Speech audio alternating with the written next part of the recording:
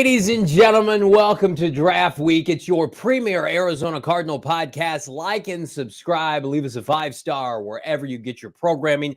The PHNX Cardinals podcast is here on a football Monday. I'm Johnny Venerable. He's my co-host. To my right, Mr. Brack. Damon, Dawg, President, CEO of Hold the Line Incorporated. Behind the camera, become a diehard. Go PHNX.com. Pick up a free hat and or shirt. Like this video. Man, oh man. You know, we did a Sunday live stream, Bo. It was a nice, easy Sunday live stream where we looked at the betting lines with our friends at BetMGM, among others, and it would point to Marvin Harrison Jr. strongly becoming an Arizona Cardinal this Thursday. I said on the show yesterday, we've evaded all these reports from NFL insiders alike, and what did we wake up to today? A couple big-ticket reporters shooting their shot with Monti Ossenfort and when he plans to potentially do a deal. Yeah, it's all setting up for heartache. But one thing that we can celebrate is draft week is finally upon us, right? And say hello to everybody in the chat. I saw Emily, Jessica, Rebel Leader out there, Nightingale Sunset, Redbirds 224, the Rev Mac in there, Andy, No F's Given, Ken, PHX, Scotty.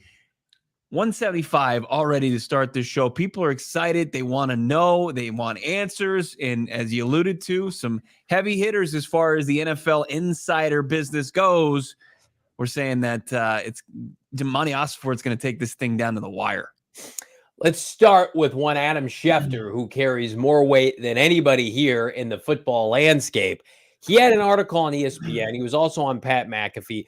If you're not an ESPN insider, lucky for you, we have access to that fine establishment, and we've got some quotes for you. This is from Adam Schefter on the Arizona Cardinals. Arizona Cardinal general manager Monti Ossenfort has advertised with the number 4 overall pick. His team is open for business, but, quote, and this is the money part, no sales are expected to be final until the Cardinals are on the clock. So no pre-draft trade, good hell, between now and Thursday night. Ossenfort has told teams around the league that have inquired, and we've heard there are upwards of 4 teams about trading up, that he wants to wait until he's in a position to pick before agreeing to any trade. Here's more from Monti Ossenfort as it relates to this coming Thursday. A team always could try to outbid the market and lock in the selection now, but it's difficult to give up the haul of compensation it would take without knowing exactly which quarterbacks will be available. And so Ossenfort is sitting in the eyes of one coach in the catbird seat. He puts a bow on it, does Schefter, by saying thus, while the football world waits to see whether the Giants, the Vikings, Broncos, Raiders, or any other team is interested in moving up, Bo, to select the 4th quarterback, the Cardinals will wait for the right offer.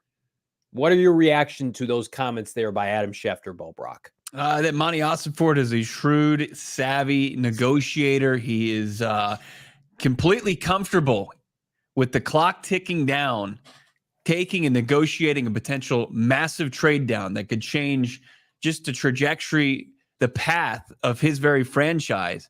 It could take him off taking a generational type talent, dropping him down the draft board, and then putting him in a position where he would potentially have to navigate back up. Like all these different variables, Monti Ossenfort, the stone cold killer that he is and that we've witnessed on the phone and in negotiations for trade ups and trade downs, as we saw in just his sample size last year, he's fully comfortable with it. And you know why? Because he's prepared.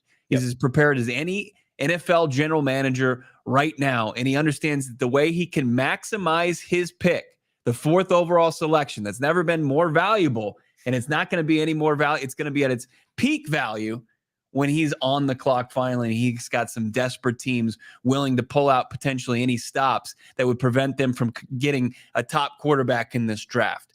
it's got to get you excited because that type of big brain power, it didn't exist in the general manager position for the Arizona Cardinals and really hasn't since their, for their in their franchise history. It makes you feel uneasy, but it also gets you excited about just that he's out there. He understands that he controls this draft board, and he's going to do it to the best of his capabilities, and he's going to maximize it and squeeze every little penny that he can out of whatever team he's negotiating with. Yeah, and I know there's a misconception about this show right now that you and I are driving a narrative, and I hope that these articles kind of clean that up. Like when Adam Schefter and soon we're going to talk about Albert Breer in a second are leading their respected articles with this is what's happening with the Arizona Cardinals at pick 4 because this is the tipping point in this draft according to I don't know effing everybody. Then we're going to highlight that. Yeah. It's important to navigate this because listen. There's nothing I want more than to fast forward to Thursday night at Gila River Resorts and Casinos and for this team to select Marvin Harrison Jr. pick 4. Like, with that being said, though, I don't know how anybody can sit here confidently and say, like, after all of this, we're going to talk about New England in a second. Assuming New England doesn't trade down, the Cardinals are going to have substantial offers to trade pick 4. Like, I don't see anybody, respect our guy Charles in the chat from Los Angeles, talking about the Chargers as a trade potential. Like, I got a text today, and again, this is not sourced. This is don't run with this. This is just basically cut and dry. I'm going to read you what the text said. Time will tell. I honestly don't see a way they don't trade it unless New England trades ahead of them. Like, just say it out loud. The Cardinals are going to have 3 to 4 packages potentially, according to multiple articles this morning, of just bountiful draft picks plus, like. Whether it's from 4 to 6 or 4 to 11 and 23 or whatever it is, like if the Patriots stick and pick Ossenfort, like what is it going to take for him to say, I'm going to go with Marvin Harrison Jr.? Like the packages would have to be so revolting, like and off-putting. And I don't think these teams, like everything I read today is about how the Vikings are screwed if they don't get JJ McCarthy. Like they are synced to JJ McCarthy. I'm not buying them with Drake Maye. Like, the Vikings are as desperate of a franchise as you're going to find right now. And Ossenfort is poised, I think, to take advantage of that. Yeah. Yeah. I mean, this opportunity presented itself, right? It didn't exist before March 15th when the Vikings acquired the pick. It did not, the extra first round pick, because there wasn't a team that had the ammunition really to get up from outside the top 10 to the 4th overall pick. And, the Giants were always kind of looming, right? And they were at that point, starting their courtship of potentially JJ McCarthy. But, that with is probably the one that people could stomach the most. It still would not it still remains. It's still the most polarizing discussion in the Valley outside of the other, the Cardinals discussion, right? Right. Where it's like, Johnny repeats a report from Adam Schefter that echoes what we have been hearing and just concluding to on our own on this podcast. And people will say, I will cut you. How dare you insinuate that they would move off the opportunity to take Marvin Harrison Jr.? But because of that, because of having a player that caliber in that spot, and then also having, as far as Marvin Harrison Jr., and then a quarterback worthy of somebody coming up and taking that the QB in place of Marvin Harrison Jr. creates a competitive market for Monti Ossenfort that, he wants to thrive in. He wants this organization to always be open to those deals, no matter who might be on the board and who you could potentially pass, because he's got the confidence that he's going to be able to cash in. He's going to be able to hit singles, doubles, triples, and homers when they're on the clock officially to select players. Yeah, I just if Ossenfort. If you're to believe that Ossenfort loves this draft class and they have an opportunity, as Benjamin Albright said, not only add picks this year in the early rounds, but then to roll it over like every team wants to do into future years, like that's going to be their preference, guys. And that doesn't mean that they can't come back up and try to get Neighbors or Odunze, wherever they're picking. But there's a reason why they worked out Dallas Turner. There's a reason why they had a top 40 visit with a couple, premier offensive tackles. Like, as much as I hate it, they're working out these premier corners as well. Like, they are keeping their options open. But I can't imagine all of this smoke without at least there being some fire to the Cardinals potentially trading down. Like, the Cardinals could sit there at pick 4, literally do nothing until about 5 minutes left, there's going to be a desperate team that says, you know what? We don't like Michael Penix. We don't like Bo Nix. There are no other options, right? They're not worth the draft capital. Whether you're the Giants or you're the Vikings, both who have third-year head coaches, you're going to manipulate them. It was Schefter today that has said that the Vikings and the Giants have been the most quote-unquote aggressive, where everybody in the media or publicly for the Giants has said, you know what? I don't think they want to come up and get a QB. That's bullshit. They want Drake Maye. I think they would take J.J. McCarthy in a lot of instances. And the more you read, the more you see, like, the Vikings really like J.J. McCarthy. Feel like they could elevate him with their personnel. Like, what are we even talking about then? If the New England Patriots, and I promise we're going to get to Diana Rossini's report on the Patriots in a little bit, but if the Patriots stick and pick Drake Maye, which Adam Schefter said is likely. He said it's likely that Jaden Daniels goes 2 and Drake Maye goes 3. There are going to be multiple teams, I don't know, that are currently trading for the Zach Wilsons of the world that are screwed. And you know who's bound to take advantage, who's poised to take advantage? Monti Ossenfort. Yeah. So it's not in his best interest, guys, to just go like this. Let me just pick a player. Let me just pick. As much as we all love Marvin Harrison Jr., right? That would be GM negligence. It would be. Right. And look, you have to not nitpick it, but you have to, excuse me, you have to look at the full quote from Adam Schefter. Monti Ossenfort's not going to take any deal. Correct. It's going to take a huge, huge package for him to trade down. A massive deal. Like they are, it feels like they are fully content with taking Marvin Harrison Jr. 4th overall if the price is not met that they're asking for. Like they want to blow it away. That's their chip to use against everybody else. Yeah. And they should. They should, right? And I see people in the chat like JJ is not worth it, but if a franchise is naive enough or whatever to believe that he is, if they've identified him as the guy that can be a franchise caliber quarterback and help them compete in now a very tough division with lots of young, solid quarterback play and soon to be boosted by Caleb Williams, the #1 overall pick, like you got to be able to keep up with the Joneses there as far as especially at that position. So if that's the price, that's going to be the price. And Monti Ossenfort's not going to sit there and say, well, I'm going to take just a little bit less just to get a deal done, just so I can sit back and collect and count my picks. He doesn't want to do that. He wants to, kind of change the market as far as what it goes. I think I saw somebody, and I apologize for not giving him proper credit. It's when you go and you try to buy seafood off the menu. It's market price. It's not the trade chart price. It's market price for quarterback coming up and getting a quarterback. So, Monti Ossenfort's going to be able to dictate that. A lot of emotion in the chat. Yeah. You love to see that. That's what we want to see. Let's get to some of these super chats here. Redbirds 224 $2.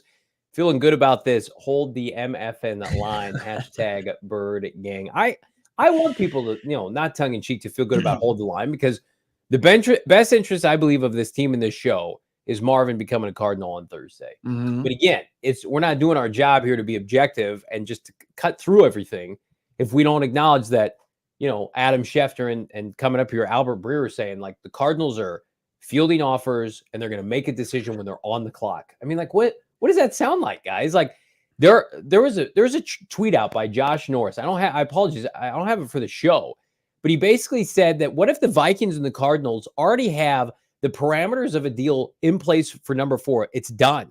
And that it won't be completed until Arizona's on the clock, because maybe the Vikings can swindle a deal with the Patriots. Maybe the Patriots cool off on Drake Maye between now and Thursday. And the Vikings are doing their best to try to get up one more spot. Like, would that shock anybody? Wouldn't shock me at all. Like, the Cardinals and the Vikings have already done a deal last year for Joshua Dobbs. The Vikings traded up into the first round in March, 6 to 8 weeks before April 25th, the first round. Like, why would they do that? Well, because they were already talking to teams about what the compensation needed to be.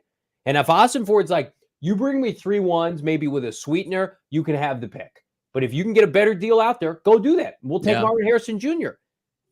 So, like, I think Ossenfort is very comfortable. You can see it when he talked to the media in Bo last week. Yeah. Very comfortable with his options, because make no mistake, they are elite. These are first world problems for Monti Ossenfort. Oh yeah, very good problems to have. I mean, And especially in a pre-draft press conference, but I don't think Monti Ossenfort goes out of his way to kind of smokescreen or just lie to your face. Like, he's obviously going to protect himself. Like, he's not going to tell you, like, there was the clip going out from Ari today from the press conference where Jonathan Gannon, after Monty's asked about how many people do you have graded as first round talent, and he's about 40 seconds into his answer, and he's trying to provide something to the reporter, and then JG's like, you're never getting that answer. He's never going to tell you that. I just love Gannon. Can I just say real quick? Yeah. Gannon is so to the point and likable that it's great that people see that now after last year and the year before with Philadelphia. Yeah. Like, he's just the realest dude. But yeah, go ahead.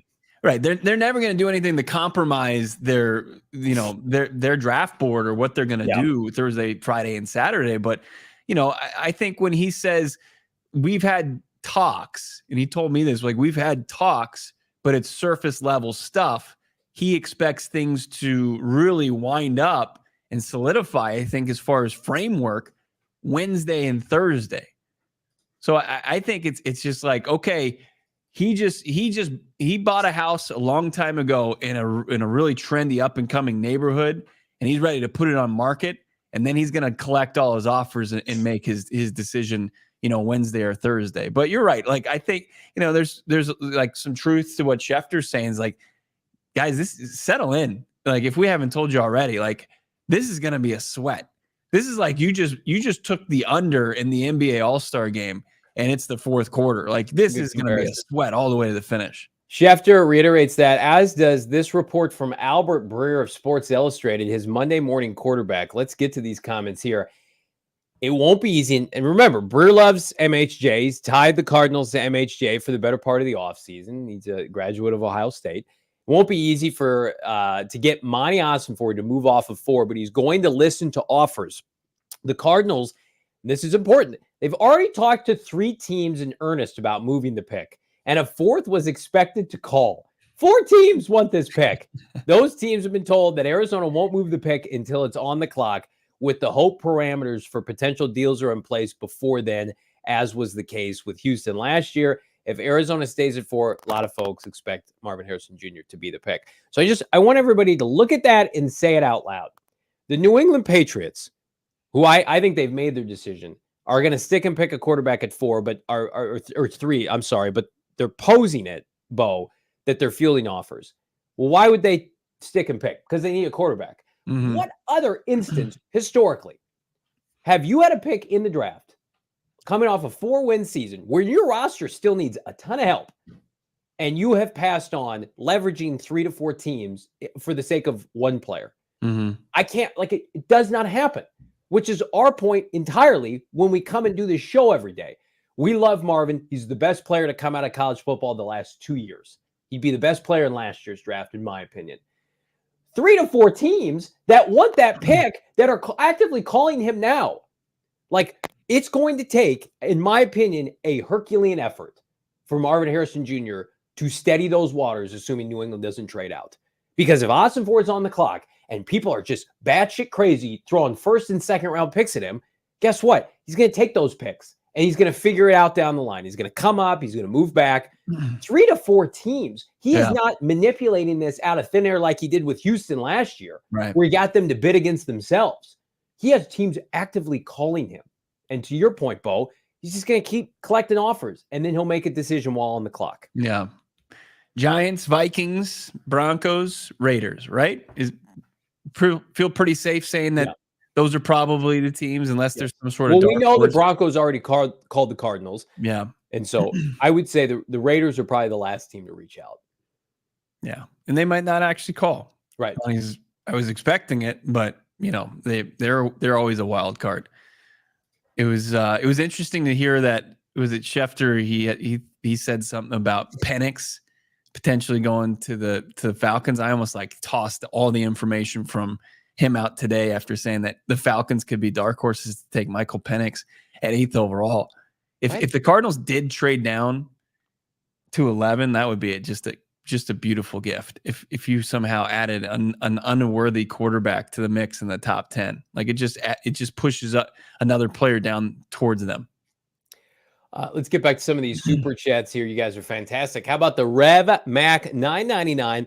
Hey, Johnny and both, thanks for the fantastic coverage all off season. What are the odds that Arizona trades up from 27? We haven't been even able to talk about 27 lately. What do you think is the highest they'd move up if they do? Well, first of all, thank you very much for the generous super chat, Rev Mac. We appreciate your support. I think, like, if you remember when the Cardinals traded back with the New Orleans Saints, the year they took Dale Buchanan, they moved from like 20 to like the mid to late 20s.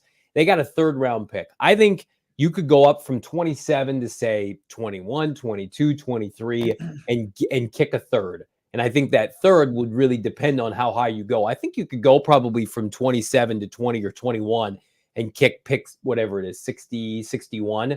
I'd feel comfortable doing that. And I think you do it for a line of scrimmage player on either side of the ball. I think that would be their preference, Bo. Yeah. You know, I read Jordan Reed's 7-round mock draft, and he has them sticking and picking, taking Marvin Harrison Jr., and that was the highlight of the draft. Otherwise, it was borderline. It was nightmare fuel. Like, he had them trading up. It's like, okay, I can envision that. Like, I can see that happening. Yeah. But then you had him taking like Nate Wiggins out of Clemson. Like, you're going to trade up for a 170-pound corner? No. Come on, Jordan. Yeah, but and then like he had him taking, who do you have him taking in the second round? Like 35th overall. Christian Haynes. Christian Haynes, that's right. The guard that might be the worst mock. Yeah, it is tough. It's really a tough scene. But yeah, absolutely. I think that if one of the interior defensive linemen start to fall, if one of the edge players falls a little bit, and Monti Ossenfort's within kind of sniffing distance, I think he'd be willing to package, you know, all of his draft capital he's got already in place up to get one. No doubt about it. If they don't make a trade, you know, that gives them more, like if it's not the Vikings deal that they make and they don't have 23 too, like, then yeah, absolutely. I can see them getting up, you know, just inside the top 20 to get somebody, but you got to find a willing participant. Like, I think once the top 4 quarterbacks go off the board, Johnny, and like if the Vikings missed out on them, they could potentially trade down. Denver could potentially trade down. Vegas could potentially trade down, just because the need to be up that high, and you know, they can probably better their roster by adding more capital. It's a great draft, and unlike the Cardinals, a lot of teams don't have enough picks to participate as they would like to. So there are always teams willing to trade down in the 20s. Scott Tracy, $2. There's going to be no pre-draft trade because of the Patriots at 3. Well, let's talk about that, Scott, and Diana Rossini's comments here. If we can, Damon, let's throw those on. She's talking about the Patriots. The New England Patriots are listening and taking calls from teams, Bo, looking to move into 3. So basically, if somebody wants pick 3, give New England a call. While Elliott Wolf is running point, I'm told Patriots president Jonathan Kraft is heavily involved in the decision-making. Well, flipping well. And again, preface that by saying that Schefter still believes, as does Rap Sheet, that pick is going to be Drake Maye. What do you make of this, Bo? Do you think it's posturing? Like Elliott Wolf wants to double down on picks, but Robert Kraft and Jonathan Kraft, they want their golden boy quarterback, it would appear. Yeah, I mean, there are a lot of cooks in the kitchen right now in New England, and I don't know what to make of that. Like, if the Patriots trade out, what does that do for the Cardinals at 4? Because there's still a fourth quarterback available. I mean, if the Patriots trade out for an historic haul, I think that as far as the team's ability, like if the Vikings get up, that's your golden goose. Then you're looking at, you know, who. Like, I think it's over. Do you have any leverage? It takes away most of your leverage, right? It's over. I think you're probably best set to just stick and pick Marv at that point. Like New York Giants potential deal without the threat of the Vikings, unless the Patriots are contenders to come back up. But like then it gets just really, really kind of crazy season. Listen. You want Marvin to be a Cardinal tomorrow? We need to be rooting for a overnight trade by the Vikings to get to pick 3, which I don't think is unheard of. Right. Because Jaden Daniels is going 2nd overall. Like, they could actively be negotiating now, but I don't think they're going to trade the pick. Why would they trade? We broke this down on yesterday's show. If Jonathan and Robert Kraft looked at Elliott Wolf, who wants to trade down, and Elliott Wolf said, hey, we have a package of a lifetime. We're going to get 4 first-round picks for Drake Maye. You know what they would look and tell Elliott Wolf? Why the hell aren't we taking Drake Maye? We don't have a quarterback. We have Jacoby Brissett. We've been subjecting our fans since Tom Brady retired to Mac Jones. We're just going to take him. He played on the East Coast. He was the co-number 1 overall pick. The Vikings, the Giants, all these teams want him. Guess what? The team that needs a quarterback is going to take him. So I think it's posturing. I think it's ridiculous. I saw Albert Breer go on with, I think it was Greg Bedard on NBC Sports Boston, and they were like, they're not trading this pick. Like they're sticking and picking. So Elliott Wolf can leak that out to Diana Rossini all she wants, but like it's going to be Drake Maye. It would take, there's not enough picks in the world, I don't think, that could get the Patriots to trade off a 3. Which is wild, because they're still going to have one of the worst rosters in the NFL, if not the worst. And no matter what quarterback they get in there is not going to, elevate them in a gauntlet division. Like maybe it's a long-term play for them. But a longer-term play would maybe be punting on the quarterback position and then taking one of the guys later in the draft, which I wholeheartedly agree. Like none of them are worthy. None of them are like actual starting caliber guys, maybe PHNX. But if they were to punt on that and they were to take the historic deal, like I think that kickstarts your rebuild. Sure, you wear one all 2024 season, but you're going to be probably in the prime position with your own pick to get and I know the quarterback class stinks as we look at it right now, but get a guy there and then be in a position that Monti Ossenfort's in with future capital already set up for next draft. I don't disagree with you. I think it's the smart move, but I also think, unlike the NFC, when you can screw around with some of these quarterbacks that these teams are thinking about starting in that conference, look at the AFC and the QB play in the AFC and the AFC East. I mean, I say what you want about Tua and Rodgers. They're leaps and bounds better than what New England has. Then Josh Allen, it's a who's who of, like, you can make an argument like 7 of the best 10 quarterbacks are in the AFC, maybe more, right? Yeah. So, and the reigning NFL dynasties in the AFC. If you don't have a quarterback, like we saw last year, there were some competitive teams last year that didn't stand a chance in the AFC because of how poor their quarterback position was. So I think Kraft is like, I want my next Brady. I want to be relevant. I don't want to be in the position where, like Minnesota, for instance, is in now, where we got this loaded roster, we have nothing to show for it. I think it will be Drake Maye. I would love it if it wasn't, and I would love it if the Vikings did come up. I think there's reason to believe that the Vikings love Drake Maye and the Giants love Drake Maye, but he's not available. And so if he's not available, what's the next best option? You get the 4th quarterback at pick 4. You probably pay a little bit less, certainly, than you would in New England, because if you don't move that needle and you don't get pick 4, what are your options? Like if folks weren't watching last night, we did our 32 pick first round mock draft. We had the Vikings come up from 6-4 with the Arizona Cardinals, give up a future 1. The Minnesota Vikings had no options at that point. They had to take Michael Penix at pick 23, but it's over for them. Like you acquired draft capital to trade up into the top 5 to get a quarterback. You don't do that. You bungle that situation. I don't care how they spin it in Minneapolis. I don't care what their GM says. You've botched this situation. You thought you were ready to play with the big boys, and you balked at the sticker price, because guess what? It's expensive. Yeah. I'm seeing interviews with Xavier Legette saying he's had like 5 to 6 meetings with the Patriots. That seems like he would be a pretty good 2nd round target to couple a young quarterback like Drake Maye with as early as the 2nd round. I think we need to get a pulse of the Hold the Line crew as we've been going through tons of reports today. We go to our Hold the Line correspondent and, of course, president of Hold the Line movement, Damon Dawg. What do you want to know? What are your thoughts on all this? All these reports. This super chat actually from Joshua is a pretty good way to encapsulate this here. Yeah. Joshua, 6 euros. Hey, from Germany, international movement. Too far to join the draft party. Damon, I love you. Love you too, Joshua. and would burn the facility with you if we don't hold the line. JB God. and Bo are fraud. Let's maybe not say that. That is a super chat after my heart. My God. Joshua, you're a good man. You're a saint. Yeah. A good soldier. And we're going to hold the line. Let's see. First off, he wants to burn down the facility. And then next, he called both me and Johnny frauds. Fair.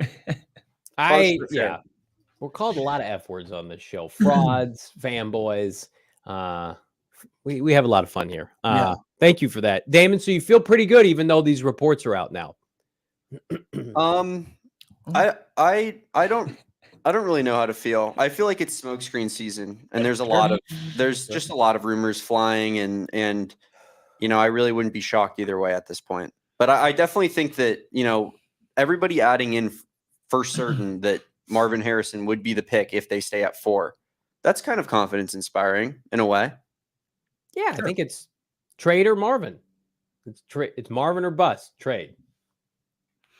Oh, this incredibly generous super chat right here, $20. Big thank you to Ghost of Pat Tilley jumping in, $20 super chat. Bidwell's never go out of house for exec. Larry Wilson in the 70s. I'm hold the line 100%, but Monti is transformational. 5-star chef. Trust him. So I trust him. He's hold the line, but if Monti Ossenfort were to trade down for a package of picks, he's going to sit back and let him go to work in the kitchen and cook something up. That's what he's saying. Monti, yeah, he's got a reputation. There was an earlier comment that kind of echoed this and basically said like the Cardinals were a 4-win team, but think about how much grace they've been given and respect because of what Ossenfort and Gannon have done. And listen, whether Marv's a Cardinal or not, like. This team, their success of this team is going to come from those two people, along with Kyler Murray. Like, I love the shiny new toy at receiver. Ossenfort, Gannon, and Kyler Murray, the brain trust, the trifecta. If all those folks do their job, it doesn't matter who they pick because they're going to, be hitting on all cylinders. And so we got to remember that. It's a long year. It's a long season. And it's a long draft season. You can bet on the draft props that are available right now with our friends at BetMGM. First bet, $1,500 offer. In the meantime, dabble with our Grand Slam jackpot promotion every Friday, Saturday, and Sunday through the MLB season. It's a weekly bet promotion. Place a mere $10 on any wager on any player to hit a home run during the weekend, Friday through Sunday. If that player hits a Grand Slam on that day, you can win up to $50,000 in daily prizes or share that prize with any other winning bettors. And again, you want to dabble with first bet offer on some of these draft props. We broke it down yesterday. You get Marvin Harrison Jr. for roughly -220 with our friends at BetMGM. That's my BetMGM pick of the week. Let's do it right now. Let's dabble some free bets on MHJ by downloading the BetMGM Sportsbook app on your iOS or Android device, or check them out at BetMGM.com. Sign up and deposit at least $10 into your newly created BetMGM Sportsbook account. Place your first wager and receive up to, if you put down, $1,500 back in bonus bets if it loses. So you want to do a little emotional hedging, do it with our friends at BetMGM to ensure you get those sweet, sweet bonus bets. But you got to use the bonus code PHNX, and you got to use BetMGM Sportsbook mobile app. Check out the show notes for full details. Now listen to my guy Shane Diefenbach talk about it in the disclaimer.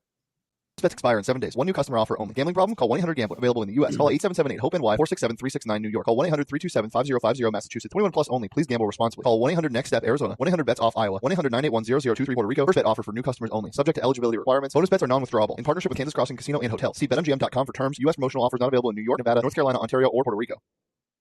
Gila River Resorts and Casino achieve legendary status in You Do You at Gila Resort and Casino. You're going to be doing it. Most of you are with us on Thursday, and you're going to see what the next level is all about. An authentic, immersive experience. Before you come up to the draft party, hit some tables. Enjoy that. Play some table games. Play some blackjack. Maybe some roulette. Maybe throw a couple shekels down on red or black, whatever your winning decision is going to be. But do it at Gila River Resort and Casinos.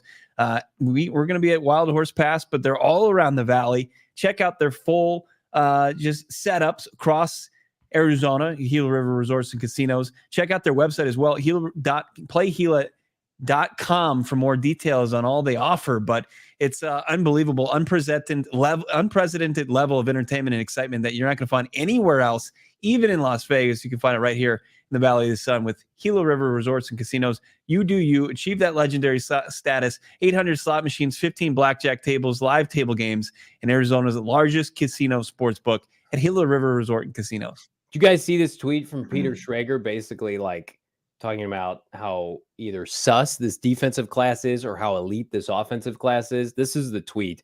There's never been more lopsided offense to defense first round projection. From the conversations he's had, there's only, count this, 6 surefire defensive first rounders this year. Byron Murphy II, Dallas Turner, Latu, the edge rusher from UCLA, Terrion Arnold, Quinyon Mitchell, and Jared Verse. So he doesn't even mention Jerzon Newton. Then he said some fringe guys, Cooper DeJean, Chop Robinson, Darius Robinson, our boy, Wiggins, the corner from Clemson, and McKinstry. That's it. So again, that's why I think a lot of Cardinal fans, rightfully so, it's like, why are we watering down this pick at 4 to Minnesota? And then all the mocks I see, it's like, take a bunch of defenders. It's like, that's not the year to do this.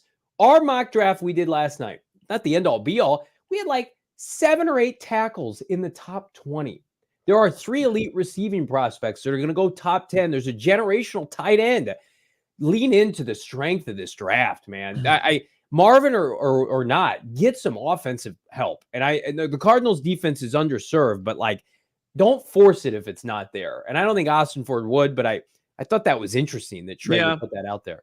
I mean, the surefire first rounder thing, like it can be a little confusing. I still think that there's good depth in this draft. Like, in the 20s for sure. Yeah, don't get lost on that. Like I don't think Monty looks at players like, are they first rounders, or I mean, he looks at are they good football players, right?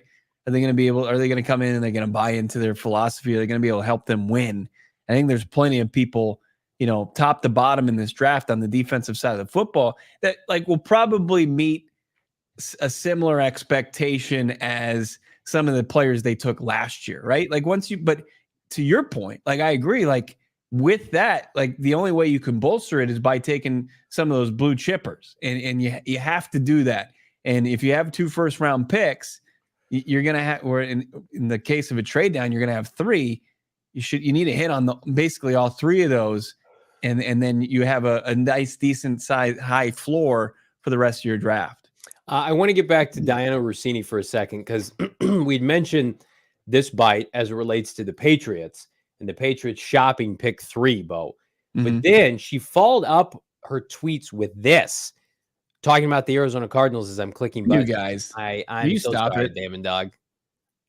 There we go. That's on host John. Let the producer produce, would you? I'm not a good host. Diana Rossini.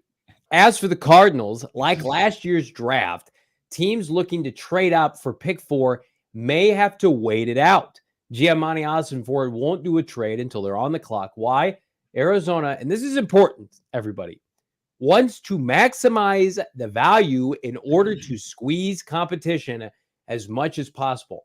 Why would he do that if he's taking a receiver at 4? Like, I'm genuinely, that's not me being cynical or a smart ass. I'm asking everybody, why is he trying to squeeze these teams that are multiple teams at 1 pick 4 if he doesn't plan on using that leverage?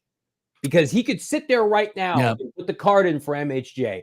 If the New England Patriots take Drake Maye, why is he doing that? Like, to hope to be like blown out of the water? What does that even mean? Because I think right now, if you contest that the Vikings or the Giants are going to give you above market value, which is the price which I believe either would pay, like why would he do that if he doesn't intend on trading the pick? That's my question for everybody who is concerned about MHJ, hold the line, bust trade. He is squeezing these teams because he knows somebody's going to break and give him what That's right. No, he does. And he can, just wring it out, wring the washcloth out of every last morsel that he can get from teams trying to come up the draft board. It's crazy. Like, you've got that tweet, and on the background, you got puppy dog eyes, Monti Ossenfort. Like, there's a wolf right there in sheep's clothing. And the Arizona Cardinals finally have one of those guys, but that's what we've been pounding the table for. Like, not pounding from a sense that we're on the sidelines cheering this on, you bastards out there that try to, say that we are pro trade down. Killer Rex, pessimistic. No, realistic. Welcome to reality. Welcome to reality, friend. What have we been saying? He wants to maximize the 4th overall pick. He wants, and that can look very different ways. Like if the draft dominoes fall a certain way, and it have to be very specific for the 4th overall pick to lose its trade value, then Monti Ossenfort sticks and picks, and the best way to maximize the value of the pick is taking Marvin Harrison Jr. If the trade proposals from the respective 3 to 4 teams that are interested don't match the value that Monti Ossenfort's looking for, he's not maxing out the value of a trade down for the 4th overall pick. He sticks and picks, and the best value of the pick is taking Marvin Harrison Jr. That's the whole thing. But the way he's laid it out, he used the analogy. I love my house. I want to stay here. I want to raise my family here. But if somebody knocked on my door and just blew him away with an offer that he couldn't refuse, he's going to round up his wife and his kids, and he's going to move out, and he's going to take the bag. He absolutely is. Let me ask you this. Do you believe that they know exactly what it would take for them to move off of pick 4? Yeah, today? I think that they do. And I think that they even believe that they can get more. I think their eyes they're hungrier. Don't you? Like, I think they know they can get more. Yeah. Absolutely. I like, these teams are not in a position, Bo, to nickel and dime the Cardinals. That ain't happening. Like, we go chalk 1, 2, 3 with Caleb, Jaden, Drake Maye, and you got multiple teams vying over JJ McCarthy, as crazy as that is. Like, we have talked about 3-1s from the Vikings plus, right? 3-1s and a sweetener. We've talked about the Giants. Benjamin Albright's been on this show. A 2025 first is not out of the question to go from 4 to 6. Maybe another kickback pick. Maybe they do a pick swap. Like, to me, it's like, just say it out loud. Teams, deadlines spur action. Teams will become more desperate. So we're just trying to caution everybody. If the first 3 picks go the way we assume they're going to go, and the Cardinals are on the clock, and there are teams that are desperate for JJ McCarthy, which we know they are right now today, what do you think is going to happen? Do you think that there is a potential for those teams to say, you know what, actually, after all this dialogue, after the preparation, after getting additional ammunition, if you're the Vikings, we're going to balk at your asking price on the clock? No, because the reality for those teams is they don't get their player. They turn around and look at their ownership, look at their team, look at Justin Jefferson and say, we don't have a plan. This is not a reliable plan. So that's why I go to bed every night and I'm just like, well, of course they're going to trade the pick. Unless New England trades out, of course they are. Just say it out loud. That's terrifying. That's the last thought you have before you go to It's sleep. that meme. Oh, I bet he's thinking about, whatever. And it's me just going through the hypotheticals in my mind. There you are, tucked in your Batman pajamas, and you're thinking about Monti Ossenfort Cardinal trade downs. Ninja Turtle Snuggie. Absolutely. Let's get to some of these super chats. You guys are crushing it, by the way. Let's get this video. We're asking you on a draft week, 600 likes. I think we can do it. Picking spreads, Donnie, our dear friend, at $1.99. Also a reason why MHJ only had 2 visits to Arizona and Chicago. I don't know if I'm buying too much into that, other than like Marvin's just doing Marvin this offseason. Like, I don't think he cares to do a bunch of visits, because he literally didn't do a pro day. He didn't do a combine. Like, did we expect him to go on a bunch of visits? I think he wants to be a Cardinal. I know that. And he probably wouldn't mind being a Chicago Bear. But you know what? He probably took a visit with Chicago in the hopes that they would take him first overall. Yeah. Ricky Crean, $5.99. Is that pounds? Hi, lads. Could Monty be currently renegotiating a trade back up with the Chargers or Tennessee, or would GMs tell him to get lost until trade down? No, I think it's just too tricky to negotiate that. Like, when he told me last week they're having surface level discussions, I mean, I don't think that's out of the question that he's having surface level discussions about potential trade back up and trying to identify who would be legitimate trade partners if he were to trade down from 11 and trying to get back up into the top 10. I think it's realistic with an Atlanta, maybe a Tennessee, but it's very difficult. And you trade down with the Minnesota Vikings, you sell your soul on top 10 talent. You need to be comfortable, as uncomfortable as it is. We've outlined this 100 times on this show, Ricky. You got to be comfortable whatever remains at pick 11 to be your pick. Yeah. Because you're not doing it for just this first pick anymore. It becomes 23, it becomes a 2025 first, potentially more. So again, it's why I think a lot of us, if they do trade down, would prefer the Giants deal. Scott Tracy, $4.99. Thank you, Scott, once again. Super chat, my guy. Losing Marvin at 4 means there needs to be a best player tax in addition to a QB tax. I think that is what Diana Rossini and Adam Schefter and Albert Breer are outlining, and Peter Schrager. Everybody is making it clear that the Cardinals are going to take Marvin, that they need Marvin. There's an obvious fit. We've outlined it for 3 months this offseason. He fits every need. He checks every box. Larry Fitzgerald reincarnated 20 years later. Perfect scenario, right? They're selling that to other teams on top of the QB tax. But, I mean, like, just ask yourself, is somebody going to pay that tax in a QB league? I would say probably. Yeah. Yeah, go ahead, Bo. Mirage Pilot, $5 super chat. Breer, quote, it'll be hard to get the Cardinals to move off 4. Yeah, absolutely. I mean, and that echoes Schefter, and that echoes a lot of what other people have been reporting, which is great. If you're a Cardinals fan, that's what you want to hear. Well, but you had Armando Segura on for a one-on-one. Yeah. And what did Armando Segura tell you about 10 days ago? And I will give him credit on this because he hedged this exactly how it's gone down. Just as far as how the team would kind of reposition itself as far as being content and taking player 4. Yeah. He basically told Bo Brock, watch this upcoming week after all the trade speculation that the Vikings love pick 23. They want to stick and pick, and the Cardinals love pick 4. Like the Cardinals do love pick 4, and they love the options that they have. And it's hard. It's going to be hard for them to move down. They're not making it known that, hey, we'll just take whatever. Do whatever. We got our QB. Come up and get yours. We'll do you solid, Minnesota. Yeah. All right. Thank you, Mirage Pilot, for that $5 super chat. Who else we got here? Illadre, $4.99. Yeah, if Monty trades down, he better grab one of those receivers. It's going to be very difficult if he trades with the Minnesota Vikings. Not impossible, but you talk about the most contentious moments for us at Gila River on Thursday. Yeah. If they make the trade with the Vikings and we have to sit there and it's like death by 1,000 cuts, Marv's off the board, Odunze's off the board, Neighbors is off the board, Joe Alt's off the board. People will have after punting on getting Marv. After that, like people will have their minds made up on that draft before the first pick is made. It would be brutal. In as far as I think, and it's going to truly show you like how much they value future first, right? Yeah. Because if they trade that far down and then they don't come up high enough to get, and also how they value the wide receiver position, right? And they don't come back up to get one of those top 3 guys. Like one, they truly don't value like the wide receiver position enough to give up all the capital they got in return.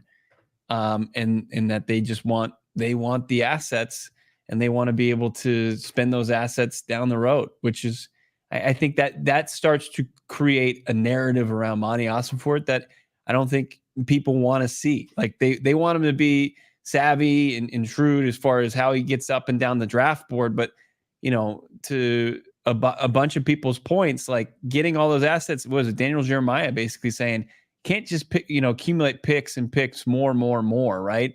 Can't be, was it Ben Solo and just yelling more for picks? You have to spend them, right? Don't quote the sequel trilogy on this show. We don't do that here. That's not allowed.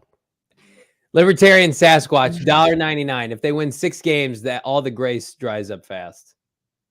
You're not wrong. Ton of pressure. Right. If they trade, they don't take Marvin, they get a bunch of picks and players, and they win 6-7 games next year, people are going to be pissed, especially if Marvin's offensive rookie of the year in another conference. Yeah. You just trade away out of position to buy or to select, back-to-back rookie of the years. That'd be a tough look, no matter, how you set yourself up overall as a team. Jalen Blair, $10 super chat. Let's take a look at this one. Damon, Dawg. Let's see. Monty is waiting till they are on the clock because deadline makes deals. Great point. Best offer will come at that time, and then he can decide if those, quote, best offers are worthy of passing on Marvin Harrison Jr. Great. Couldn't have said it better myself. That's a great point from Jalen Blair. How about Easton, $4.99? I think if a trade happens, it will be a super desperate team on draft night. Huge haul. I want Marv unless we get everything we want. Easton, you pose an interesting scenario here because my interpretation of the Hold the Line crew and just, fans of Marvin Harrison Jr. in general, there are not enough picks available for the Cardinals to receive for people to be content with a trade, in my opinion. Like, we can have an adult conversation on this pod and talk about what's realistic. If the Minnesota Vikings offered 4 first-round picks for Marvin and that deal went through on draft night, fans, I would say the overwhelming majority of fans would be furious. They would be gutted. They don't want to talk about picks in 2025, 2026. So I think, to Bo's point that you've outlined continuously, until we fast forward and see these players at training camp and, preseason and kicking ass during the regular season, everybody's going to be saying same old Cardinals passed on the guarantee. So if you're Ossenfort, your best bet is to take the package that allows you to stay flexible in the top 10 to take advantage of these blue chippers. Like, who are you even guaranteed to make the picks in future drafts? You never know with this league. You never know with Michael Bidwell. I'd be helping myself in the short term, and I'd also be helping my head coach. And that's not an angle that we've outlined a lot on the show, Bo, but like Jonathan Gannon needs players for this year. Like Jonathan Gannon and Ossenfort got 5-year contracts. Like, not everybody who signs a 5-year deal, as we've seen, makes it 5 years. So, like, help your guy out this year. Ain't nobody want to talk about future ones when you're watering down the pick. If you water it down and look, you can still have the ability based on just who projects as a first rounder, right? Who's been great at that on the offensive side to still bolster your offensive side of the football, and then do some work on the defensive side, and then also set yourself up for future success. Like, if he trades down, right, and let's just use the Vikings trade for an example, he adds a 7th top 90 pick, and we've seen what he's been able to do with top 100 picks already. Like, he's got a pretty good batting average after his rookie season. Like, Monti Ossenfort, he's a good hitter. He should be able to hit on those picks, especially when they're within the first round. You're still going to get 3 potential players that you're going to get on 5-year contracts and move forward with a $230.5 million quarterback. Like, and the offense was already close ending the season. So, like, you can really improve across the board enough to where you should be able to make some noise the following season. You knew better. I don't disagree with that. Like, I think that's the key thing. Like, there's nowhere to hide, especially when you make polarizing deals like this. Like, that's just it. You did it once. It worked out really well. But you can't forget that. But at the same time, you have to continue to do that if that's the move you're going to pull off, if that's your philosophy. Topic 64, a friend of the program, $9.99. Thank you so much, Topic 64, for the support on that level. Stick and pick. Offense has to be able to move the ball. The defense is always on the field. Bring in that generational talent so we can put some points on the board. I think, Topic, to your point, get defensive help later. Like, no reason to think 35 can't be a defender. Multiple day 2 picks can't be a defender late in the 3rd round. Like, Dante Stills was a 6th-round pick. Like, I have no doubt that this defense is going to be remedied. Maybe not this year, but I think that highly of of Gannon and Nick Rallis. But to your point, Topic 64, like, there's only one Marv, and you have an opportunity to select Marvs this year. I think you can piecemeal the defense over the next couple of years, because the gap from... Do you want a piecemeal? Do you really want to? Like, it's an offensive league. So yeah, I trust my head coach to overachieve with this defense, and then let my offense, without offensive head coach, I would rather put more resources initially onto that side of the ball to support my quarterback. I disagree to an extent on that. I mean, I think I know we've differed philosophically on that. You can, like, the offense was top 10 when Kyler came back. It's close. It's light years ahead of the defense. Well, then why wouldn't you continue just to double and triple down on it? That's my question. Neo Man 15, is that what this is? $4.99 super chat. Thank you, Neo Man. You think the Vikings would give up 4 firsts to make the deal happen? 11, 23, 2025 first, and a 2026 first. Maybe with the Patriots. Maybe they'd be willing to pull the trigger on that deal. But man, that would be tough to. I don't care who JJ McCarthy can be right out of the gates.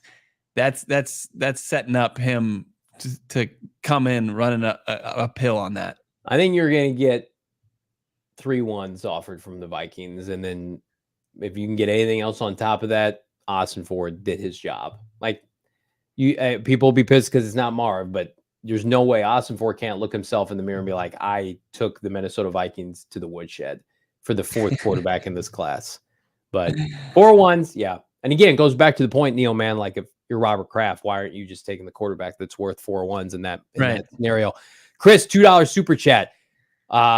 Worst case scenario, first 3 picks go. Well, why don't we do this? Because I don't think there's any scenario that they don't take Marv if they stay at pick 4. So let's hypothetically say they do the Vikings deal, Bo, and they have 11, 23, and 27. What's your worst case scenario in that situation? Respectfully to the players. Yeah. I think if you come out and you're going with one of these corners, you're taking maybe like late in the first round, you're taking kind of a project tackle or something, like guys who aren't going to immediately make an impact. Like that's the worst case scenario. I don't know if I need to throw out any names. I like Quinyon Mitchell, but if you come out of the first round and he's the kind of like the headline of your first round picks, it's a disaster. That's tough to sell, especially passing on the opportunity to draft Marvin Harrison Jr. I mean, for me, it's Quinyon Mitchell. It's like a Lad McConkey at 23, and then at 27 to Bo's point. You know how like guys have their guys in the draft? Johnny has like not his guys. I will say any of these. I wouldn't want Terrion Arnold at 11. 11, if it's a corner, is a tough sell to a fan base that just had its heart ripped out of its chest cavity. Even if it's CB1, because there's no real CB1 this year. Yeah. Look at, PHX Scotty, 11 is disgusting. He just can't even take it. Let's continue on with these super chats. And yeah, we do have that. We've got a mock coming up right after this. Tweak, $1.99. Come on, Ven. I think The Force Awakens is valid. You know what? If they would have had a plan in place, Tweak, you're correct. But when you kill off Han Solo and Luke Skywalker. Whoa, come on, man. Those movies have been out for, alert. 10 plus years. I think we're okay. I don't like seeing legacy characters killed off like that. And I just, there is clearly J.J. Abrams. He's Steve Keim. No substance, all flash. I'll just leave it right there. That is giving Steve Keim way too much credit. I think J.J. Abrams has been frauding around just like Steve Keim. How about our guy Cardinals Charles 71? If we pass on MHJ, will we take Neighbors or Rome? I think that's an absolute possibility. No doubt about it. I think he's asking which one are they going which to one take? Would they take? I would say probably Rome. I think Rome, he plays the X. He runs a lot of the routes on the route tree for the X. A little bit bigger. I just think personality-wise kind of fits more of the culture, but I'm not turning my nose up at Malik Neighbors by any means. I'm just, you're comparing 2 top receivers in this draft. And I would bet that most teams' draft boards have Neighbors over Odunze. I think if they trade down with the Giants, this is different than what I thought maybe a week ago. I think they'll take Neighbors. And if they trade down with the Vikings and they can get back up above Tony Pauline, who's a little hit or miss right now, says the Bears are taking a receiver at 9. You got to get above the Bears to get Rome. So listen, Ossenfort is going to have his work cut. You can celebrate that trade if you're Ossenfort for like half a second, and then you got to get to work, bro. Redwood Cardinal 40. Celebrating. I think he's just right to work. That's true. If you saw him, my favorite part, real quick, of that flight plan video after I've watched it like 100 times, it's great when he calls somebody and it's the most disingenuous, "How you doing?" And then they go right into it. Like, you don't give 2 shits how they're doing. That's just how you have to answer the phone. You can't just go right into the sentence. It's weird. That's how you greet me every time I call you. That absolutely How you is. doing? What do you want? Get to the point. Redwood Cardinal $40.99. Are we an MHJ away from being a top 5 to 10 offense? I mean, like I said, Kyler, yards wise, they were a top 10 offense when he returned last year. But when it was all said and done, after he played 8 games, I think an MHJ takes you and puts you well in a position to be on the outside of the top 5 looking in. Really could take this offense to a next level, because what did they lack severely last year? An X receiver, and the best one that was available the entire offseason is Marvin Harrison Jr. So yeah, I think absolutely, especially if they do what they want to do as far as establishing the run with James Conner and crew. Somebody like Marvin Harrison Jr. becomes even more dangerous.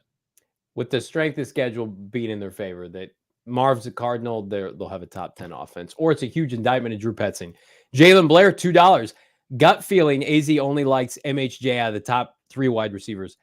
I can unequivocally tell you, Jalen, close to the situation, they like all 3 of them a lot. And it's, as Baldy said on our show last week, it's splitting hairs. But I know the Cardinals met with all 3. They love all 3. I think the better question probably is just who would they take in the scenario we just outlined, Rome or Neighbors. But there's not a scenario I see that if they have a chance to get a receiver, that they're going to pass on Rome or Neighbors for Joe Alt. Yeah. You know? And we speculated that early in the offseason. I was incorrect about that. I've gotten text messages, Jalen, basically just reinforcing, like, they'll take a receiver if they're in a position. They like all 3 of the big 3. So what order outside of MHJ, I couldn't tell you. Yeah. Libertarian Sasquatch 199. You'll need to clarify this. You can do it. Don't spend any more money in the super chat, at least as far as this question goes. But if he's talking about last year's offensive success, or if it doesn't predict future success as far as Monti Ossenfort success in the NFL draft, just clarify that. We'll answer that question for you. How about Chris, that guy, $4.99 super chat? Any chance the Cardinals could have traded down from 4 then up to 6? Yeah, you do the deal with the Giants. Mm-hmm. You do I think, Chris, if you could get the Giants first next year, the Giants second this year, I think he's saying, like, if you could trade down to 11 and then come back up to 6 once the Giants don't have their quarterback. I think the Giants will take a receiver. I don't think they'll want to trade down. What are they trading down for? Right, and that's the thing, that if the trade does happen, like especially with a Vikings type team, like how much are you willing to spend to get back up? And is it gonna, like, what you eventually, your net return, is it gonna equal better than Marvin Harrison Jr.? I've seen people throw out pick 35. Yeah, and that's, Cardinal fans would despise that, even if you got a Rome. You know, because I mean, you add 23, got 27, and you've got a future first. And people are like, the delayed gratification of the future first. It's going to be tough to keep the fan base from actually, like, not turning their nose up at it, especially after what happened with Houston this year. Yeah. Killer Rex, excuse me, $9.99. Thank you so much, Killer Rex, for the support on that level. Would you guys agree that since the bar has been set low with Keim, that your guys' faith in Ossenfort may be a little unwarranted, given that he had one good draft, okay draft his first year? I think that when the Cardinals have positioned themselves after hitting on Paris last year and having contributors like Michael Wilson and Dante Stills to then say, okay, they have they own this draft. Like, you have to give them credit, Killer Rex. When everybody and their mom said this is the best draft in a half a decade, this is the draft that you want to have all the picks, and you look up and the Cardinals have all the picks, like, you have to give him credit for that. He had the foresight, even though the Houston pick, I will admit, supposed to be a top 5 pick, right? It's 27. That's not ideal. Like, you have to give him credit for having the foresight, because a lot of teams did the opposite last year, traded up for players. Like, they're playing the long game, and this franchise has been following it my entire adult life, has never done this in the draft. And I think that's why it's so refreshing. But yeah, Bo, we're probably grading on a curve a little bit because Steve Keim was so bad at his job. Yeah, but look, I mean, here's why I trust Monti, is because you know he's putting in the work. Like he's breaking down film. The guy looks exhausted every press conference I've seen him. Like there's a stark change between when he first started this job and when we've recently seen him. Like guy's been grinding, and he's grinded grinding the entire offseason last year. Well, it was it was a whirlwind start for the new organization, the new regime, and then he was around. He's been around and was way more around than a Kime, and because that's the way that Monti just that's how he operates. He's not going to be blindsided by anything. He's going to be the most prepared as far as it goes. And I think like if he misses on a pick here and there, it's not going to be for lack of preparation and effort on his behalf. It's just going to be, he picked a guy, maybe missed something in the guy busted, but for the most part, I think he's going to have a pretty decent batting average as far as finding guys that can make an impact on the roster.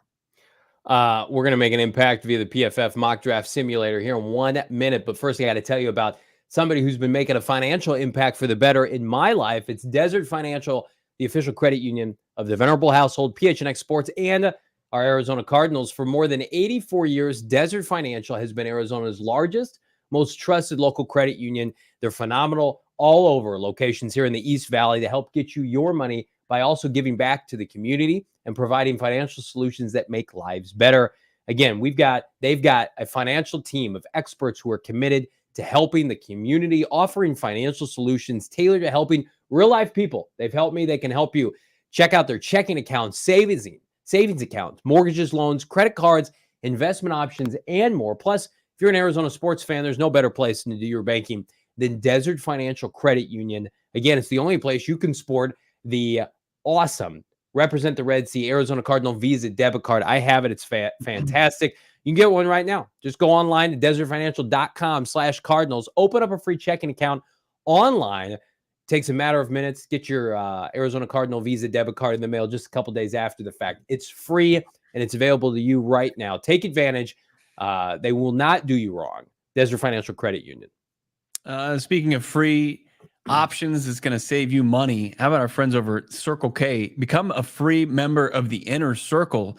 Download the Circle K app today. The new free membership program will have you saving 25 cents per gallon on your first 5 fill-ups, then save 3 cents per gallon every day after that. Actually, it can improve to 5 cents the more you utilize the app. Also, you can start to save as well on Circle K products. Like they've got deals within the app. Did I mention the app is free? Yeah, you download the app and you sign up and you can get offers of free selections of pizza, coffee, ice cold fountain drinks. Don't miss out on that. Join the Inner Circle for free by downloading the Circle K app today. The terms and the conditions apply in participating locations. Visit CircleK.com for more details. Love our friends over at Circle K in the Inner Circle. I'm a member. Become a member. Like our guy Michael Wilson, who's on our show during Super Bowl week. Again, at Circle K earlier today, just a plethora of options that get you set up. You're not coming to our draft party. Load up with some goodies from Circle K. All right, so we are popping in, and we're going to do a mock every day this week via the PFF mock draft simulator. But before we get started, drop a like on this video. I'm going to go ahead and present my screen here. Mr. Brock, let me know when you can see what I've got going on here. There it is. There's the front page of the mock draft simulator. And I remember how to zoom out because my guy Damon Dawg taught me. How many rounds today, gentlemen? What do we want to do here, folks? Should we do 7? Yeah, let's go crazy. We're going to go nuts here. We're going to go 7. I'm going to slow it down just at the beginning. This has been pretty true to what's going down lately, so I'm not going to manipulate any of the sliders here. All right, so no one will zoom in or no? We're gonna have to look at this from like 30,000 feet away. Okay, bro. Everybody's been telling me that it's not ideal visually. How's that look? It's great. All right, so what do we want to do a pre-draft trade, or we want to start this draft? Well, what do you want to do? You want to stick and pick? Yeah, start the draft and then do what's been reported. Monty's not making a deal unless he's on the clock. Speed this up just a tick here. Drake Maye going to Washington. So no real change here outside. JJ McCarthy's available. The Giants want to trade again. The Falcons, the Jets, the Vikings again. Like, do you want to try to do the Vikings package and then come back up for Rome or Neighbors. Is that Yeah, it? Do you have any interest? Let's do that today, and then we'll try either a stick and pick tomorrow or Wednesday, and then the Giants deal. Let's see if we can potentially not make this. We're gonna have to force this trade, by the way. So we're gonna do 3 ones. What, gentlemen, do you think we could get? Would you like another pick from Minnesota this year? Would you like maybe a pick swap so we get maybe 108 and we kick back like 138, come up 30 spots? Like, what does that do for you guys? Basically nothing. Okay. Well, I don't want to kick back a third next year. We can't spend it on this draft. So you want me to just throw in 108? Do you want to just get nuts here? Sure. Okay. Well, we're going to force this trade because Quessy's running this show, not you, PFF. All right. We forced the trade here. We're going to resume draft, but then I'm going to have to really slow this down. Okay. So here's what we're going to do. They took JJ McCarthy. So they actually took the player that we wanted. Yeah. All right. So to come up, we think it's realistic to come up for Marv here, or do we want to wait with potentially Tennessee and Atlanta? I think that's the play, by the way. With Tennessee? Yeah, or Atlanta. I think let's pause for a draft, or let's pause for a trade and get up with the Tennessee. Let's lock in 7. All right. Before we know who's available, though. Okay, go ahead. I think we gotta resume it here. Okay. Marvin goes. Okay. So if Neighbors goes, I guess we could come up now because you're guaranteed. So yeah, you were correct, Bo. I apologize. Tennessee Titans pick 7. So let's just say they're not in love with Joe Alt like we thought. So we go 7 and 11. What are we willing to give up to come up 4 spots here? Let's say 71 or 90. I think it's probably 71. Do it for you. It seems to be doing it for the Titans. I'll kick them a 2025 4th just because I feel like. What are you doing? You're just charity? I don't think that's realistic. I don't either. Into the top 10. All right, fine. I'll kick back a 4th next year. You're a monster. Did you offer the trade? Yeah, hang on. What happened? You didn't offer the trade. You just resumed the draft. You blew it up. All right, you're fired. So I'm gonna have to. Out of my office. Hang on. We lucked out. We could have had Malik Neighbors. I screwed that up. So we're gonna go. We're trading with Atlanta. We're gonna give up less now. So New York took Dallas Turner. They did. Yeah, it's hilarious. All right. So we'll give up pick 71. And I'll give a 5th next year. Does that work for everybody? You're feeling charitable again? Yes, I am. Picks back too. Charity pick here. 71 goes, offer the trade. They've accepted it, and Cardinals take Rome Odunze, correct? Okay. Yep. We're just going to pretend that this is Neighbors and this is Joe Alt. And then we're going to draft Rome Odunze. Okay. And then we're going to speed this puppy up here. Do you have any inclination to trade up now that the Cardinals are at 23? Because this is where we always kind of let the draft fly. But do you like any options here to come up, or you want to wait? Let's just stick and pick at 23. Okay, let's do that. Byron Murphy goes. Quinyon Mitchell, Jared Verse, Cooper DeJean, Tyler Guyton. Oh, a couple reaches here. All right, so Johnny Newton on the board still at 23.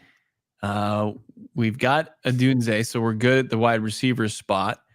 You got Kool-Aid, Nate Wiggins, JPJ.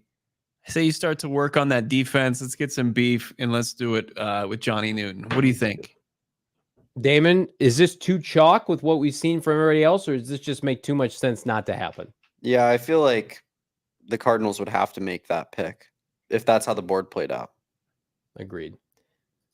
All right. Jerzon Johnny Newton is pick 23. Dallas lands Brian Thomas. See, and this is why the Cardinals getting a receiver is mandatory. If you're slumming it down here, Xavier Worthy, Brian Thomas Jr., these kind of players are gone. Not that they're alpha ones like the top 3 anyway. I think this is easy here. If Mims, I can be hit or miss on. I worry a little bit about his size at the next level. Like, do you think that's the play here? The 20th best player at 27, gentlemen? I'm either Team Mims or Kool-Aid here. Damon, I think Mims is the play. You be the tiebreaker. Yeah, let's go with Mims. Let's switch it up. So you're adding the big 6'7", 6'8", toolsy project offensive tackle. I think that's with Jonah Williams on a 2-year deal. I don't have any problem with that. All right, so you're back on the clock at 35. Bo Nix still available. Shocker there. Troy Franklin falls out of the first round, as does Ladd McConkey. What's your trade offer there? Yeah, I think that's the play because we just Darius Robinson stolen. How far down? Right in front of us. Bengals want pick 35 for 49. I'd have to get. That's a pretty I'd have a little bit of that right there. I mean, that's probably what it would cost. Mm-hmm. I have no issue with this. I think a lot of these players that are available here are like. Did you see the report today, gentlemen? Braden Fisk had a private workout with the Cardinals. So that might be. I don't know if he's hanging on there though by 49. I have no issue just taking him at 35 if we're talking it through. I mean, we already have Johnny Newton. Yeah. All right. So let's. I know people don't want us watering this down, but pick 80 recoups the pick we lost for Rome, and then pick 115. You guys cool with that? This is gross. People are saying it's gross. I'm here to get gross. I'm off. Our guy Donnie doesn't like it. Wow. You want to stick and pick here? Yeah, let's see who we got. So Sandustro's he's a nickel, he's a slot guy. I don't think that we want that. Got the edge out of Penn State and Isaac. That might be an option. Fisk, Rakestraw. Hear me out. I think you go receiver again here. I think the value of Troy Franklin and Keon Coleman greatly don't tell me no. Don't tell me no. I say no. Greatly eclipses what else is available. Roman Wilson. Unless you're going to take Fisk, I don't like any of these. Or listen, Ladd McConkey's not my favorite. You got Ladd McConkey. You're talking yourself from the Ladd McConkey. But Damon, what do you think of a receiver here? I like a trade down, and then we take a receiver. Well, a receiver by the name of Pretty Ricky Pearsall. All right, all right. Packers have a lot of picks. We're calling up Green Bay 35. Let's see if they'll do that. Let's just throw it out there. Okay, they told me to get lost. To get F myself. All right. Yeah, here we go. Hey, they accepted that one. So what did you give? We gave up 6 spots and we got pick 88 because I'm the GOAT. So Chris says perfect draft if you want to be mid.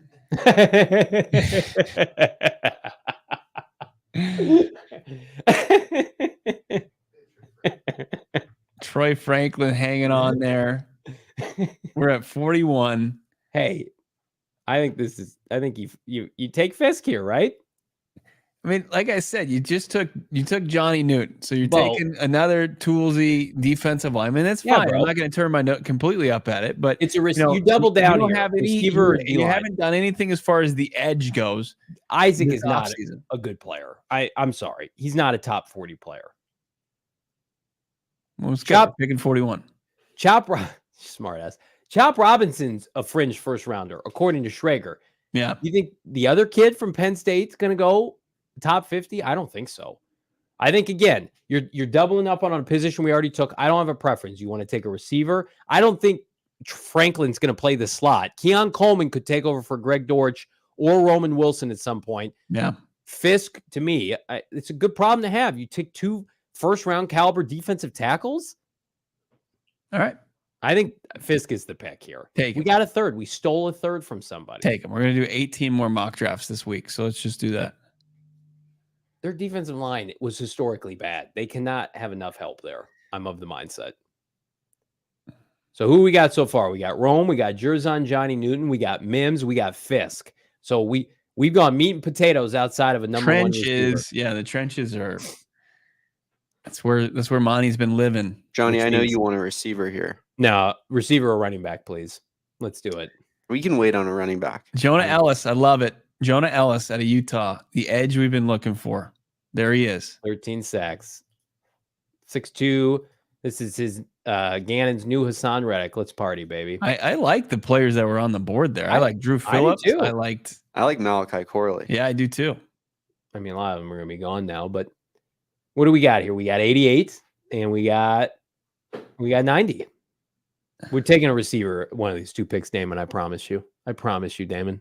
You can speed it up a little bit. No, I'm gonna slow it down. Like to make dinner with the fam. We're not taking Johnny Wilson. We're not. No, I'd Ricardo rather take Green. Ricardo Green. How about either Green or Cooper Beebe? Well, we can take two players here. Tampa's Okay. not going to take Let's one of go them. Green and then Beebe. Hopefully, let's just take. Little BB. Cooper Beebe right, just sitting on the bench for a year, or Mims? Yeah, I mean, look. I mean, Who's you're always sitting going to need depth. Who's sitting the pine out of those two? It's a good problem to have. Oh, Johnny's just pulling the trigger. No, You guys just told me to do that. You literally goes Ricardo Green and Cooper Beebe. 104 and 108. All right, let's do somebody this. said Harmony said proper shit, mate. Brendan Wright's here. There, Yeah. I mean, that's the weight that that's worth the weight right there. That's good. Jacob Cowing though. Let's see. Do I want 6'3" Brendan Rice or 5'8" Jacob Cowing? It's it. PFF says Jacob Cowing's 5'11". That's like when I put I'm 5'8" on my driver's license. All right, Brendan Rice. Let's do it. Let's party, Brendan. All right. I agree with that, but also with Rondell Moore gone, like it's not like the Cardinals have a bunch of small guys running around. For they sure. pretty They much just have Greg Dortch at this a little point. bit. Johnny's on the halfback. This is what I want to do right here.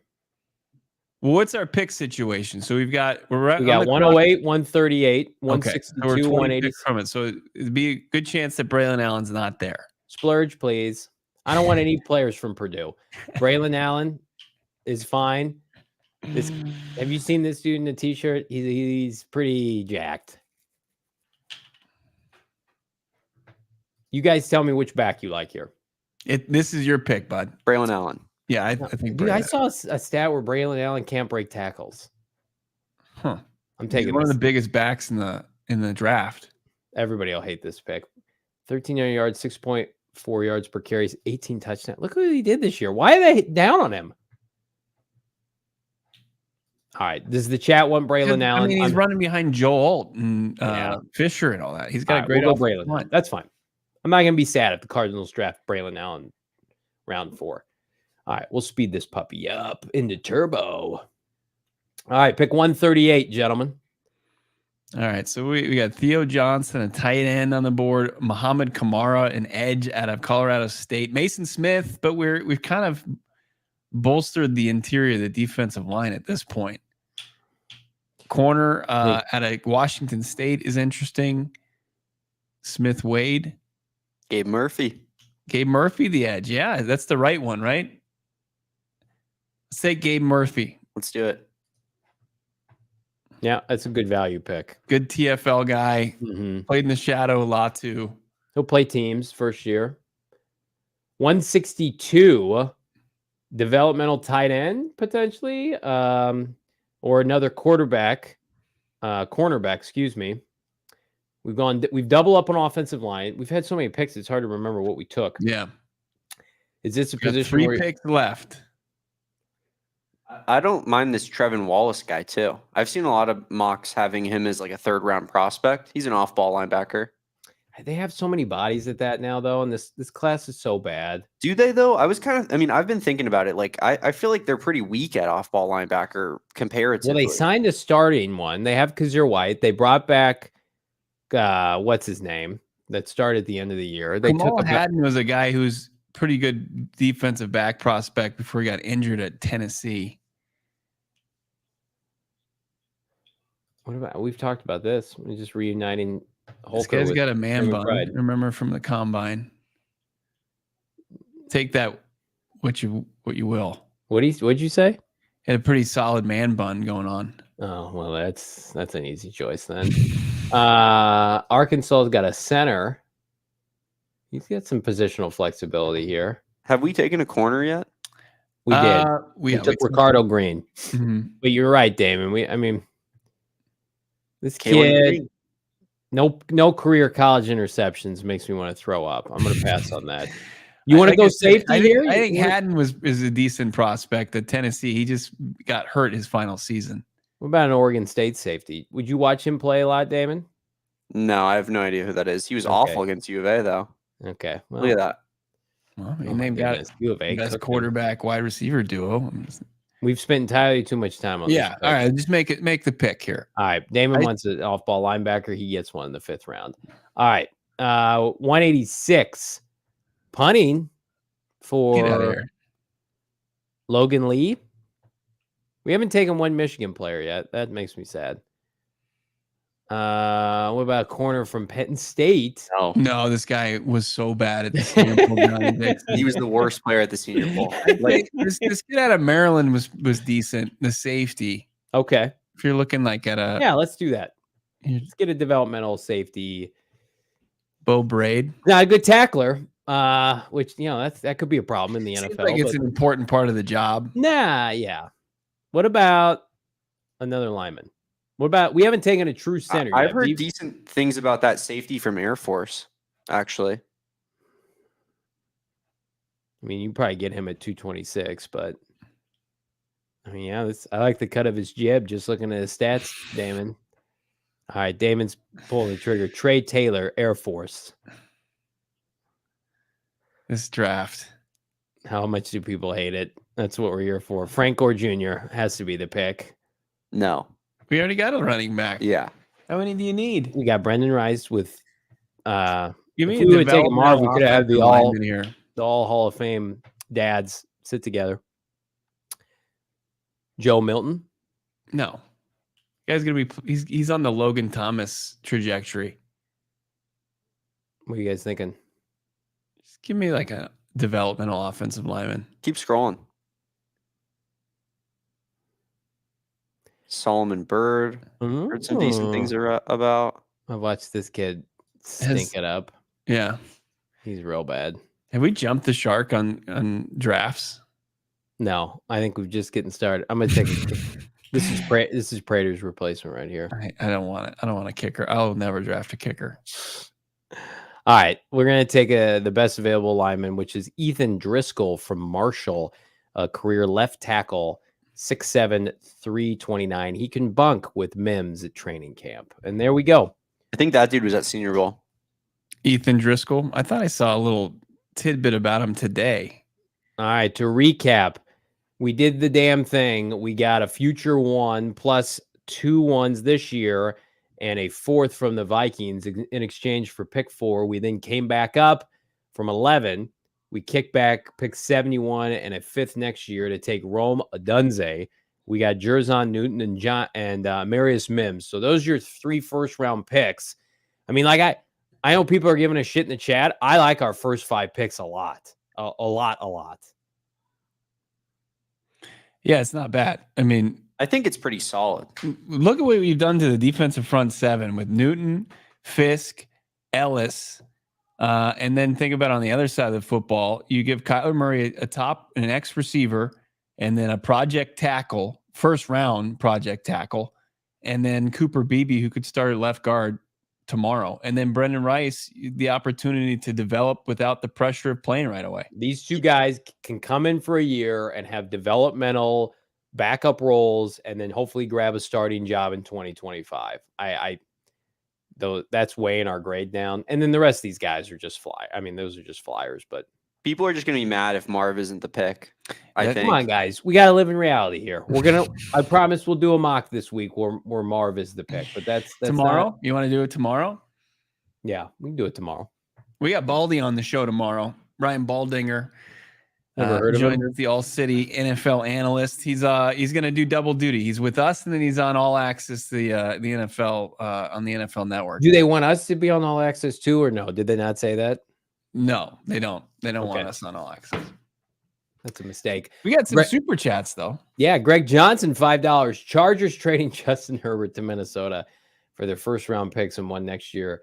Picking JJ at 5. Everyone is happy. Literally no one is happy but the Vikings in that scenario. Greg Johnson. But we appreciate you and your super chat. Michael Weber, 99 cents. You got a question, my guy? Shoot it in there. We'll be sure to answer that. Thank you so much. Brian, my friend, he's coming to the draft party Thursday. He sends in a super chat today, $2. Call the draft mid, but I wish of a D-line was mid. Yeah, just get to mid, and it becomes better than mid. Like with the additions and free agency, and then you add a player like Johnny Newton to it, and then who knows, Fisk, what he could project to be. It's people are going to be upset when I say this. If the Cardinals don't draft Marvin Harrison Jr., that's about as good as it gets with that mock draft. Like the early picks, everybody loves Jerzon Newton. Rome Odunze is a top 3 receiver.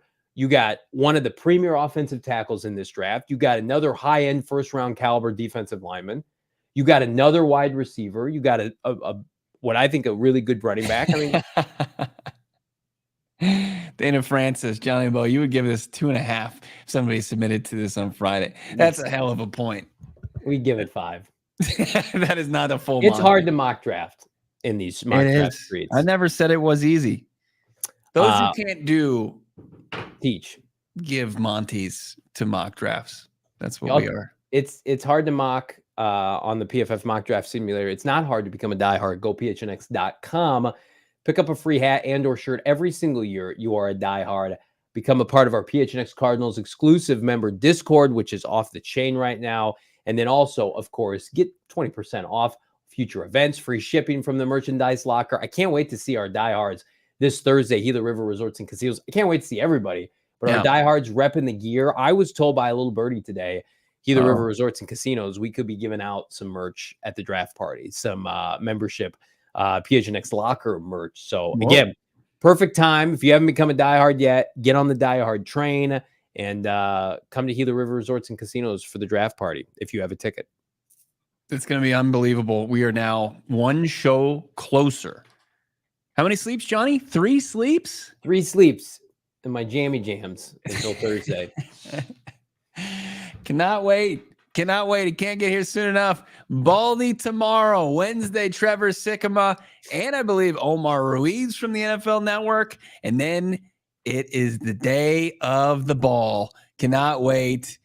Johnny and I talking about our jammy jams. We got some great gear we're going to be wearing to the draft party. You going to be dressed to the nines, everybody else? How are you going to show up? How are you going to represent the Red Sea on the most pivotal night, maybe in ever, for your favorite football team? Never miss your favorite shows for PHNX Sports. Wherever you find your podcast, leave a 5-star rating and a review. It does wonders for us. Leave a like on this show. What are we aiming for? 500? 600. Got a long way to go. Just don't look at the results of the mock draft and just leave a blind like for us. We appreciate it. Anything else, Johnny? I love these comments. Thank God you're not drafting for our team. Appreciate you guys. How many times do we have to talk Johnny out of taking a wide receiver? First of all, don't put me on an island. We all made those picks together. We were in unison. Damn it. Damon and I had to be the voice of reason and had to talk you back from taking a receiver like 27, 35. He almost took Ladd. He almost talked himself into Ladd McCarthy. Ladd or Keon Coleman at 35 would have been electric after already having Rome. Like this video, subscribe to PHNX Sports here on YouTube. For Damon, Dawg, Brack, I'm Johnny Venerable. We're back mañana. Peace. We all silly like the mayor.